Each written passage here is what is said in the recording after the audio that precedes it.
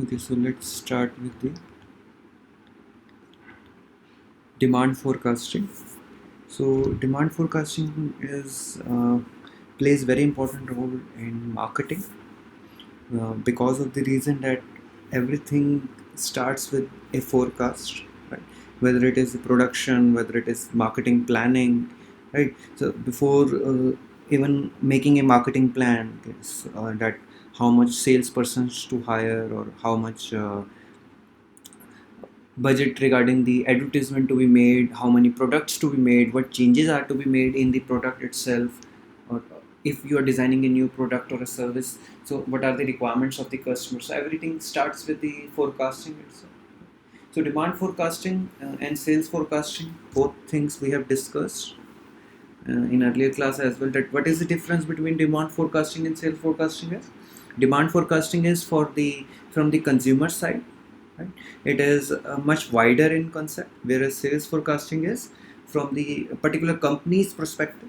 Like for example, if automobile industry, we talk about automobile industry, so demand forecasting is for the entire industry. Like for 2021, the forecasted demand for automobile industry is say 5 lakh units, right?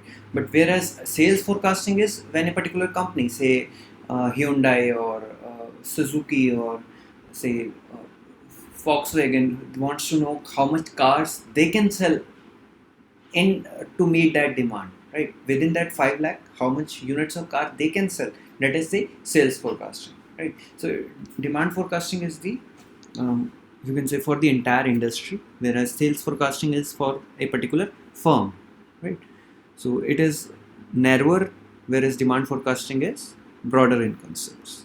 So we talk about qualitative techniques and quantitative techniques, right?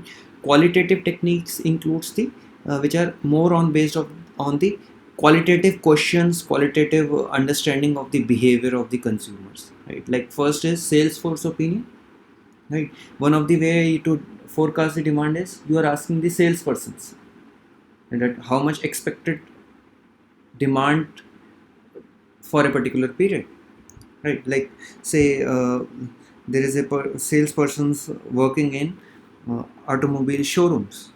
So if Maruti Suzuki or the automobile industry wants to know the demand for the cars, what they can do is they can involve each and every salesperson involved in different showrooms and ask them what are your expectations for that particular time period for the demand. Like for a particular month, if they're estimating the demand, they can ask from the salespersons, because of the reason salespersons are in direct contact with the customers, right? So they know more about the customers preferences, needs, and their buying pattern as well, right? Maybe they are buying more in Christmas or in Diwali or something, right? So they know the pattern and these things because of they are in the direct contact with the salesperson.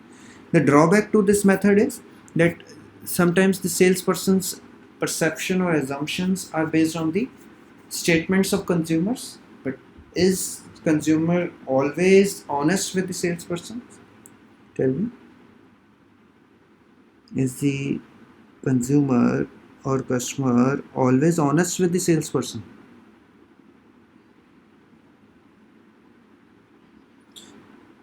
So that is the one of the drawback of Salesforce opinion, that maybe the based on the assumption, based on the perceptions of the salespersons, might be the forecasting is not as accurate as it should be, right? Another way is consumer research. You are directly asking the consumers, right? Rather than going towards the salesperson, you are directly doing a study on consumers itself. One sample can be taken. Based on that, you are doing a kind of research, asking the consumers for their future pattern of purchases. The problem with the consumer research is also that it is very expensive, that large scale study is not possible without any having huge amount of spending, right? If they are doing it with the sample, small samples, so accurate results, chances of getting accurate results is minimized. Research में पढ़ा होगा तुम लोगों ने. As you reduce the sample size, the chances of getting the exact you can say accurate results is minimized. So you need to have a larger sample to get the uh, accurate forecasting, right? Moreover, is consumers willing to share their opinions easily? Is it easy? If someone just rang your bell and ask you about your future purchase options, right? Are you willing to share them easily, or you hesitate? You sometimes got some forms and emails or certain calls as well for your future purchases, estimates and all, but hardly, I think, 10 or 15% of people will pay to attention to it, right? Most of you might ignore it. So this is the problem with the consumer research, because it is very difficult in nature, because of the reason that it is not easy to get the insights of the consumers, right? Plus, large scale studies require huge cost.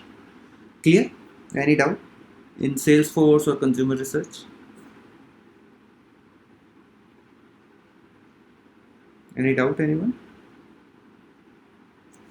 Okay. Now, expert opinion. Expert opinion is when you are asking from the industry experts, you are inviting them, they are discussing their forecasting, and based on their discussions, brainstorming, their group discussions, they are coming up with a forecasting uh, figure, right? Like if Maruti Suzuki wants to estimate their demand forecasting for the entire industry, they can do for the they can come up with the experts, industry experts, automobile experts, and they can ask that what are your opinions about the demand during the 2021 year 2021, right? What is the problem with this method? Anyone can predict? One of the problem is that experts charges lots of a fee for their opinion. Experts getting the expert opinion is not very economical. It is costly, so it involves huge costs, right? Another drawback with the expert opinion is that sometimes experts are known to each other, right? Sometimes they might be friends, or sometimes they are in they are competitive with one another, right? So maybe the resultant forecasting is a kind of bias.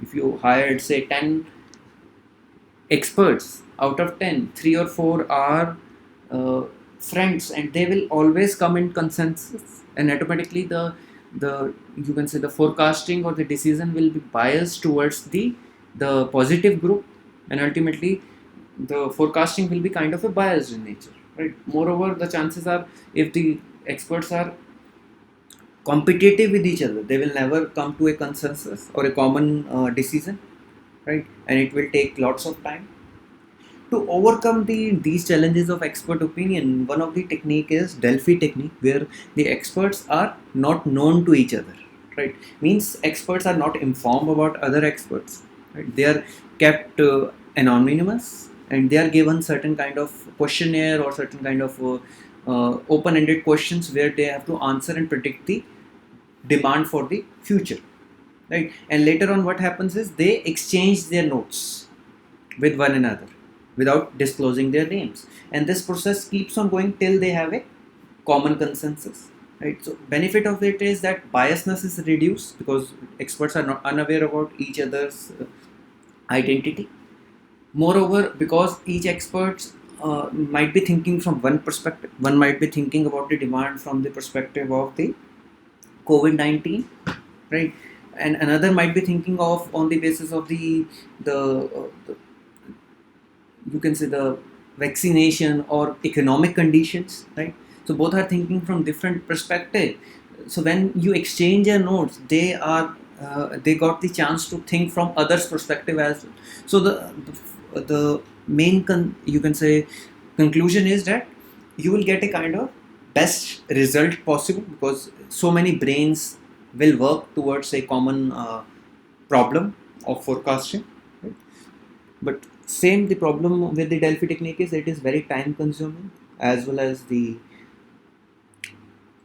cost is huge because of the fees of the experts, right? So is the qualitative techniques clear, or any doubt, anyone? Is qualitative techniques clear?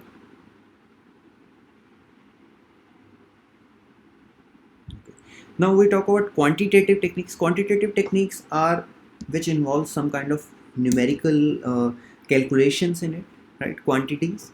First is time series, which includes the trend lines, trend analysis, right?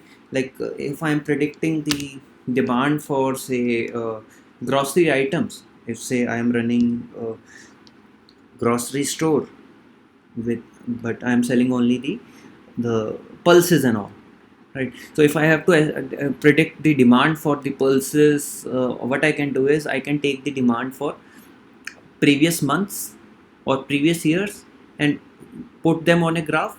जो भी whatever the trend will come up, like might be the demand for pulses is increasing by 1% every month or 2% every month. So I can predict that based on the trend, I will expect that the demand will increase by 2%. So I should order more pulses from my supplier or produce, get the production from the farmers, right?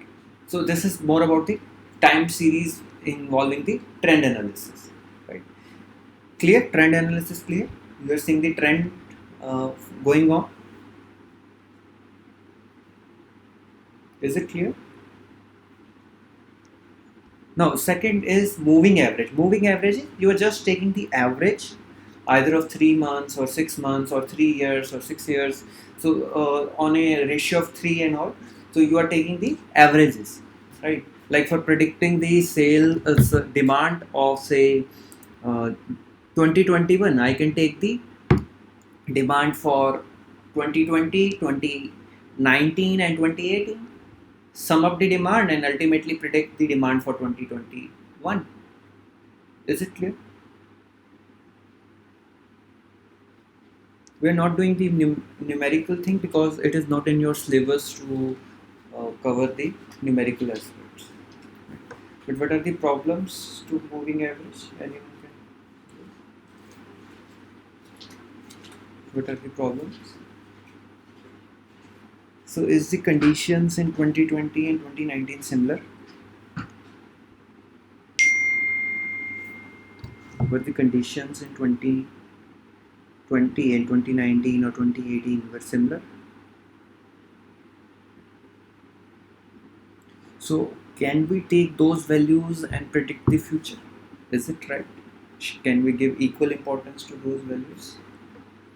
So this is the problem with the moving average, that you are taking the past years or past months where might be the situations were different, but you are taking the average. How average is taken? You sum up all these values and divide by the number of observations basically.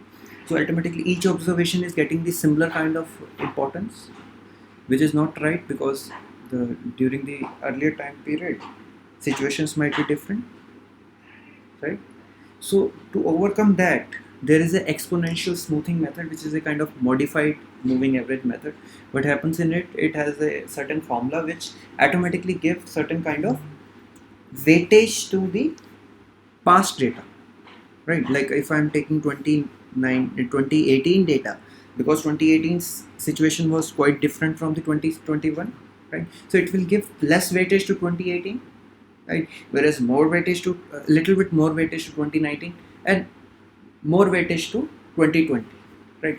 So those who are recent years or recent time period, whether it is recent months or recent years, will be given little bit of more importance rather than the later on years, right? Because of the reason, might be the situations in 2020 or 2021 might be somewhat similar, but 2018 and 2021 situations are quite different. So that's why we are giving less importance to the data from the 2018, right?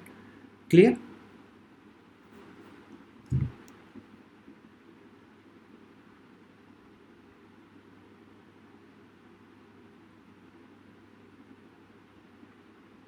Okay, so now we have the causal methods, cause and effect, to knowing what are the causes and causes of the demand or causes of sales, whether when we are predicting the demand or sales forecasting. So two methods which are used is the regression, correlation and regression. Correlation means when you are identifying the direction of relationship between two variables, right? Like for example, increase in prices of petrol and sales of car. Which type of relationship it might be? Increase in prices of petrol and sales of car. It can be the relationship.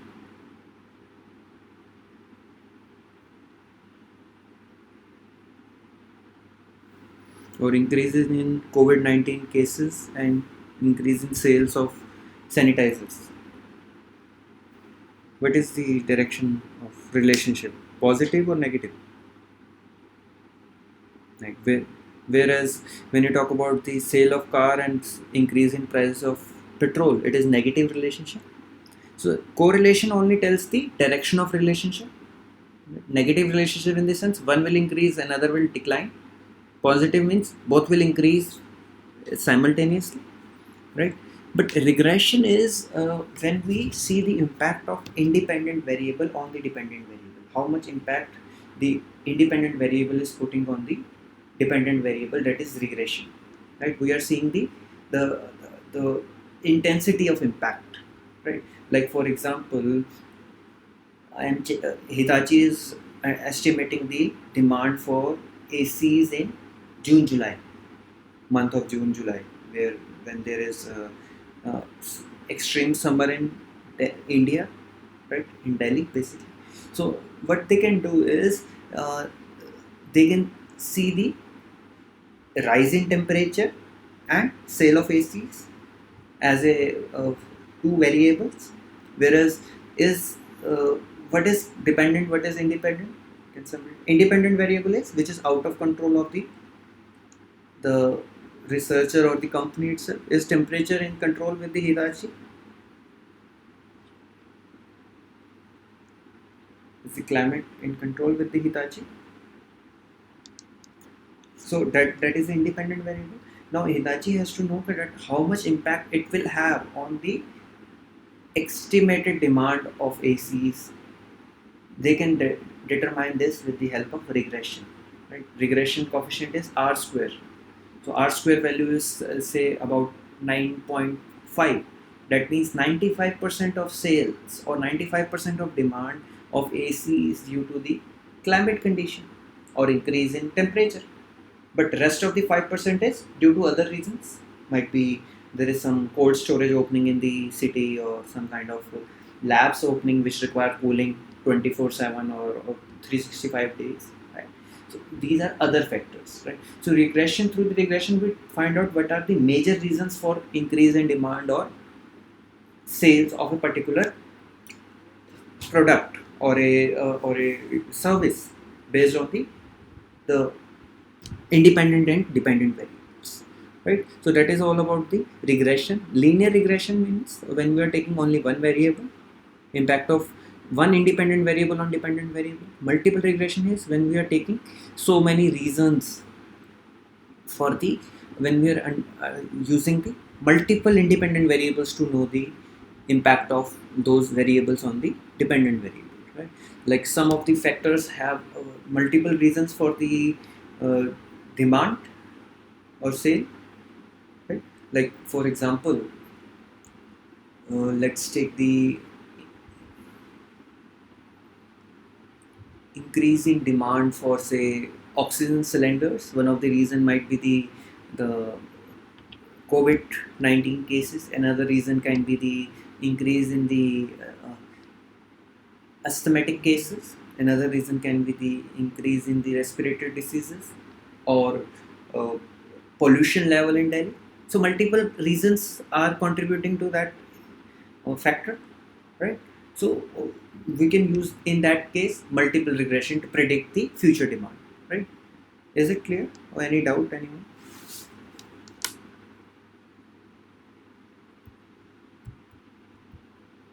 Is it clear?